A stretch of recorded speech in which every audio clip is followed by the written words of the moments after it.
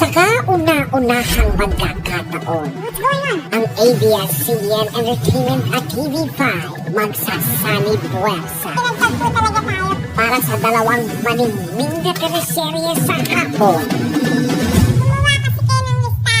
Pira-pirasong paraiso at nag-aapoy na damdamin. Ngayong July 10, sa ganap na alas 3 ng hapon, magkasunod mong mapapanood ang unang pasilip ng Pira-pirasong paraiso at nag-aapoy na damdamin. Mapapanalo natin to. Hindi mo na kailangan sabihin sa akin. Sisiklab ang mga damdamin dahil mabubuo na ang hapon mo. Sobrang tagal ko tumihintay. Ito ang hapong siguradong mag-uusapan at tututukan.